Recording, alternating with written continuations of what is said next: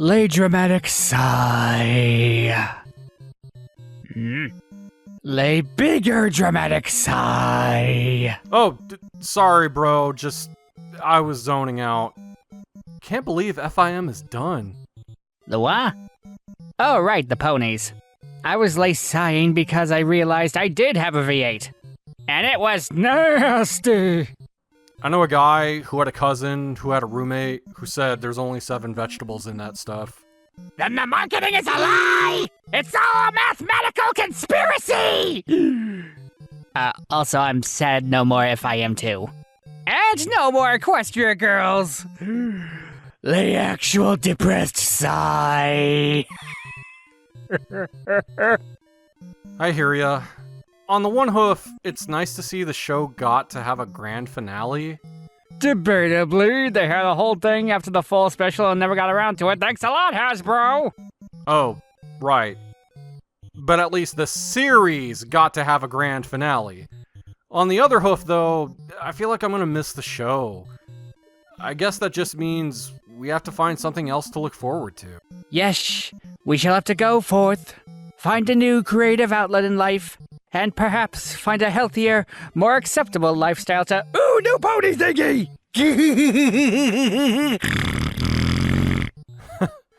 Maybe we won't have to wait too long to see what the future brings. Yo, I actually think New Generation was alright. I'm admittedly still on the fence with the new art style and a few writing hiccups, but I didn't hate it. As we all know, not hating something means we love it. That's totally how that works, right? That must be how it works. It's science! Like real science or Sci-Fi Channel science? Yes. But either way, if they could just smooth out the bumps, maybe the future for the pony brand is safe. I agree. May not be super great, but it makes a good first impression. If the quality keeps up from here, MLP might keep my attention.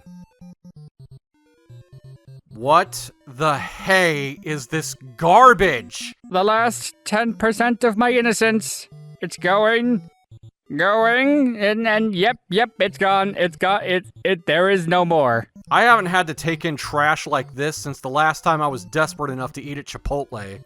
Hey, good idea. Maybe eating that will poison us enough to make us forget about this nightmare. The only thing that could have been worse is if Zack Snyder made these shows.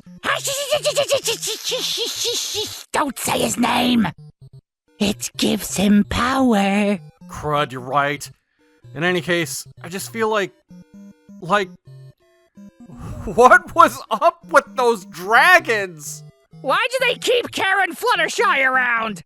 They already had the Karen Mama from the movie. Did they just get sick of her or something? Sparky wasn't a dragon. What I saw fits the textbook definition of a mongoloid. Robert Tinkler, did someone hurt you to make you accept this role? You were the chosen one! And then there's Misty, who... I'm not gonna lie, Misty's alright. Yee, let's not give Misty any crap. We got enough folks doing that already. And they really shouldn't. You know who you are. Shame. I would totally hang out with Misty. I just think what it all boils down to is... What are you doing, Hasbro? Hello, everyone. In October of 2019, fans of Friendship is Magic would get the bittersweet news that after 9 seasons, the show would be ending its run. It was a hard pill to swallow for many, but all good things must come to an end. DHX Media, the studio behind FIM, would become Wild Brain Studios, and they would go on to work on shows like Carmen Sandiego and Sonic Prime. While FIM was over and done as an animated series, there were still stories being written in comic book form for at least one more year, and going into 2020, Hasbro would put out a spin-off series called Pony Life, which was produced under Hasbro's Entertainment One label with their studio Boulder Media. Pony Life would last for 2 seasons, both of which aired in 2020. Pony Life always felt like something to hold MLP fans over until the next iteration of the franchise would arrive. Considering how popular Hasbro's franchise of candy-colored horses were, it would be silly to let it go dormant and not strike while the iron was still hot. The question on many fans' mind was, when was Generation 5? What would the next iteration of MLP look like? In 2021, we would have the answer as Netflix dropped the first trailer for My Little Pony: A New Generation. No more 2D Flash, but full-on 3-dimensional animation with a new cast of characters.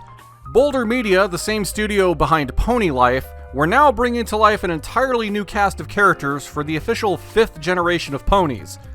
I want to preface the rest of this video by saying I don't plan on doing a traditional review like I have with FIM. I more or less wanted to give my general thoughts on Gen 5 as a whole. New Generation gave me a very good first impression.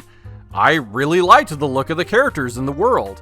The new main characters were likable. The story and execution may have its flaws, but I found the movie entertaining enough to watch again after my first viewing. This movie also establishes the idea that the events of FIM are canon to this continuity. All of the adventures of Twilight and her friends are part of this world's history. The only indication the audience is given as to how much time has passed since the end of FIM and the start of New Generation is many moons ago. We also see that ponies now have technology like smartphones. With a New Generation comes a new cast of main characters. We have Sunny Starscout, played by Vanessa Hudgens, Izzy Moonbow, played by Kamiko Glenn, Pit Petals, played by Sophia Carson, her sister Zip, played by Eliza Koshy, and Hitch Trailblazer, played by James Marsden. Many fans, myself included, couldn't help but make comparisons to the main 6 from FIM. There are some similarities to be had between the two sets of characters, but I felt that in this movie, the new protagonists have plenty of original personality.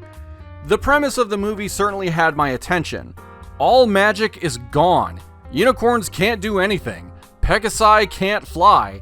And Earth ponies are just fine.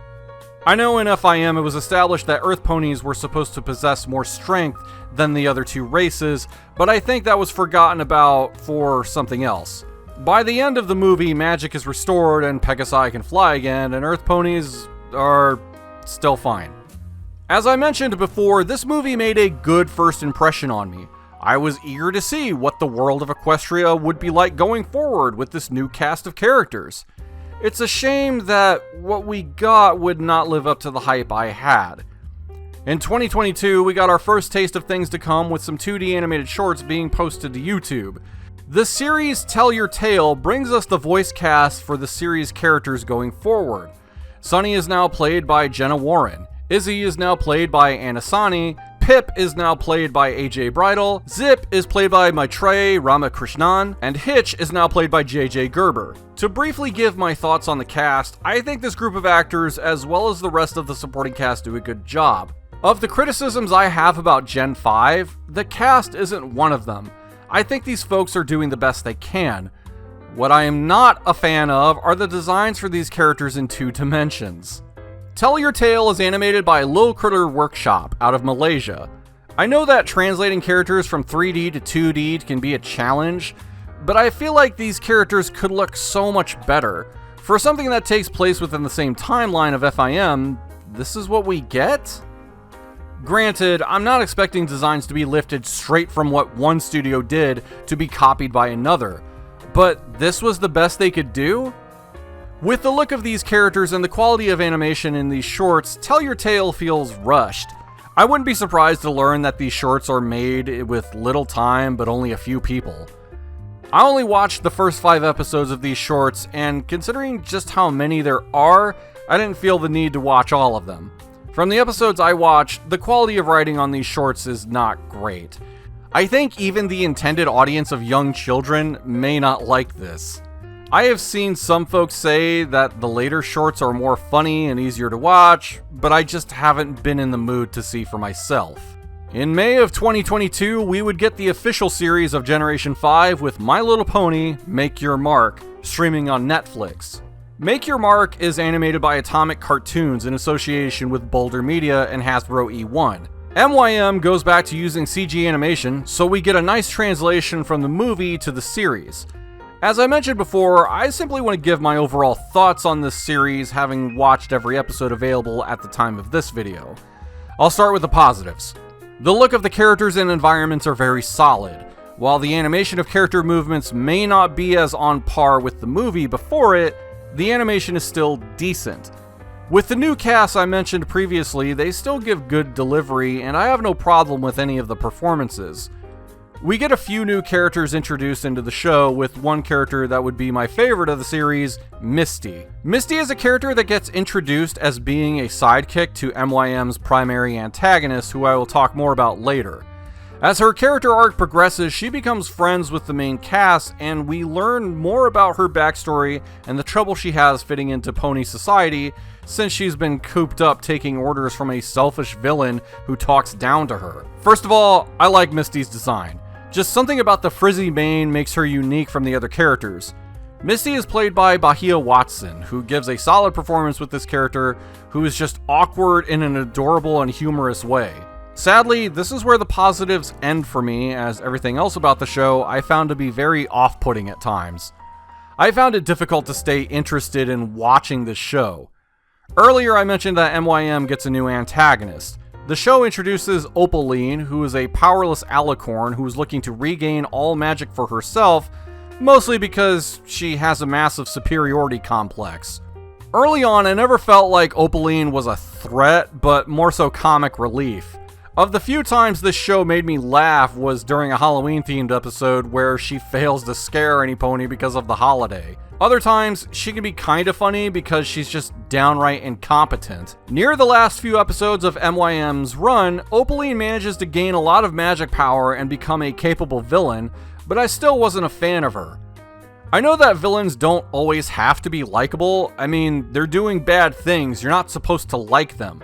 But there are villains that are liked because they're charismatic and they can be enjoyable to watch. I didn't really get that from Opaline though. If anything, the creative team did succeed in that you root against her because she's abusive to Misty. Opaline is voiced by Athena Karkanis, who does as good of a job as the rest of the cast. Once again, I have no problem with any of the cast or their performances. It's the way everyone is written that I have issues with. Another addition to MYM is Sparky, a baby dragon that Hitch ends up raising. There are many people who have voiced their disdain with this little bugger, and my opinion is no different. Aside from the few times where his magic abilities are used like some kind of MacGuffin, Sparky is mostly around to make baby noises and cause mischief. I don't like Sparky.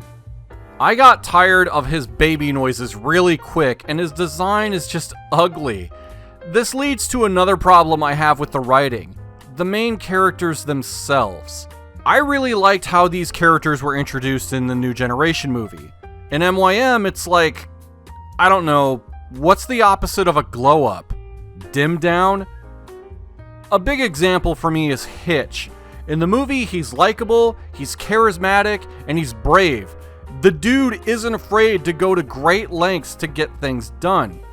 In the show, Hitch becomes this whiny, sometimes cowardly, and overprotective babysitter. What happened to him? Then there's Izzy, who got compared to Pinkie Pie given her personality and humor. Once again, I liked who she was in the movie. She was funny. She had this bubbly and likable personality. In the show, Izzy feels like she tries way too hard to be funny. There are a number of times her jokes don't land, and there are also jokes she uses too much. It wasn't funny the first time she did the fake echo, and it sure as heck wasn't funny the 100th time she did it. Then there is Zip, who, in the movie, was a pony who wanted to find the truth in things and showed interest in stunt flying similar to Rainbow Dash. In the show, they lean more into giving her an inquisitive personality with her detective hobby.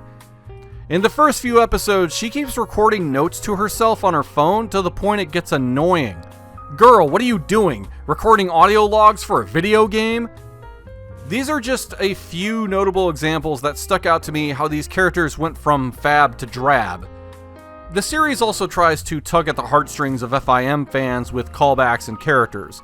Twilight Sparkle is mentioned a number of times in the series lore, and even shows up in a holographic message voiced by Tara Strong.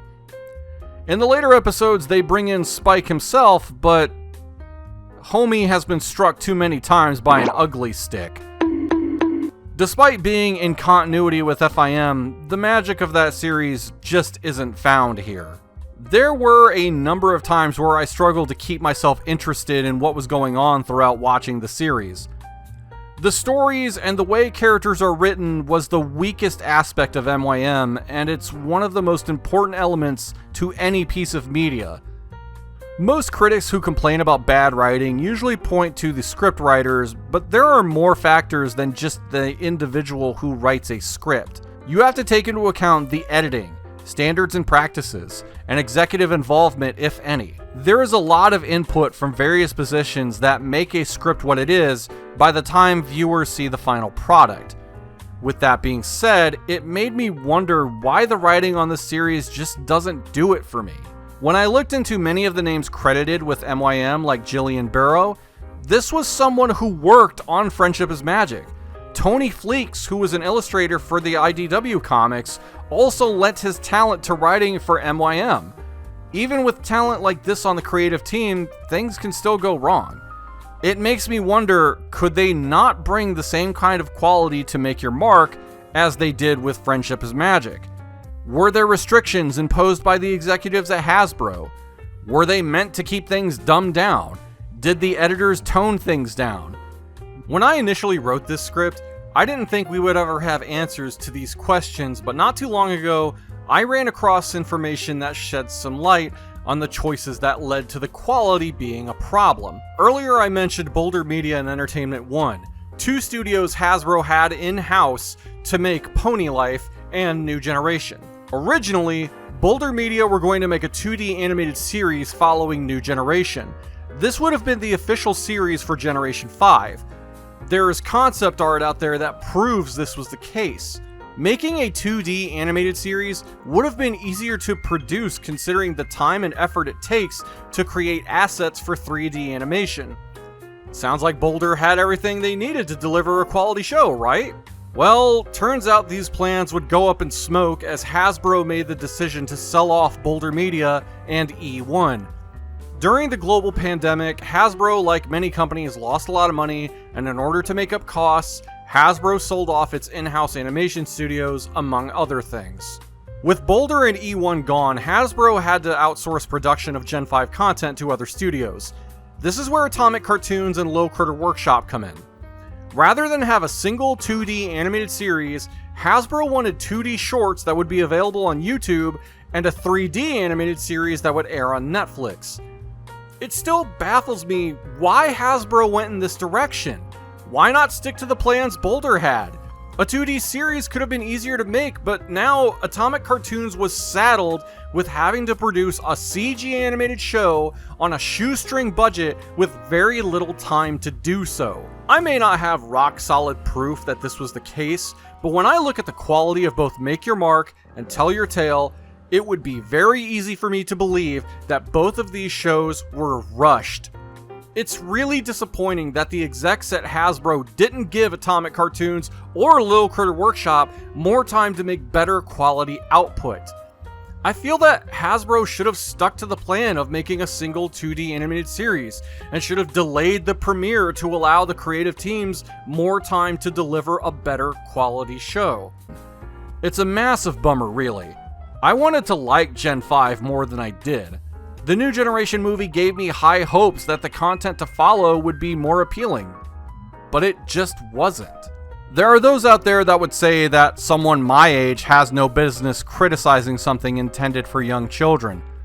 Oh, the adult doesn't like the kid show. Yell at the clouds more, old-timer. Old-timer? I could see the reasoning behind such arguments. My rebuttal? Here is a show that many see to be intended for toddlers, yet despite that, it is beloved by many adults, including myself. The writing in Bluey is fantastic. It goes the distance not only to appeal to children, but to everyone. Make Your Mark doesn't have to compete with Friendship is Magic. That series is done and finished. Make Your Mark has to compete with shows that are on now. Bluey is only one of many shows that succeeds in its quality where I feel current MLP fails. There are many aspects to making a good series, some of which you could do poorly on and still be successful. If your storytelling and your character writing is bad, it just won't come together. I may be spitballing here, but I feel when it comes to the target audience for this show, I feel that 5-year-old children may enjoy these shows, and there's nothing wrong with that. There are certainly worse things kids could watch. I feel that any child that is age 7 and above will look at Make Your Mark and say, this is for babies. I'm sure there are some folks out there who would say I'm being harsh, but after watching the entire series, I'd say I've given this show more than a chance. I know there are those who do enjoy Make Your Mark and Tell Your Tale, and that's absolutely fine. I only claim to speak for myself, but I know I'm not alone in the opinions I have about this generation of MLP. In a previous video, I mentioned that with long-running franchises like MLP, bad iterations happen. Nothing is immune to it. It stinks, but we may not see the kind of quality that is more appealing in this generation or the next or anything after. I still stand by the New Generation movie, and I would be lying if I said there were no good episodes of Make Your Mark. I still believe that there is potential for Sunny, Zip, Pip, Izzy, Hitch, and Misty. I would even love to see Queen Haven, Alphabetal, and even Opaline again someday. Maybe someday, lightning may strike again for the candy-colored horses, but until then, I can still appreciate what came before, as well as some other shows that have been holding my attention recently. I hope you all enjoyed hearing my thoughts on Gen 5, and I hope you'll stick around for future videos. Until next time, take it easy everyone.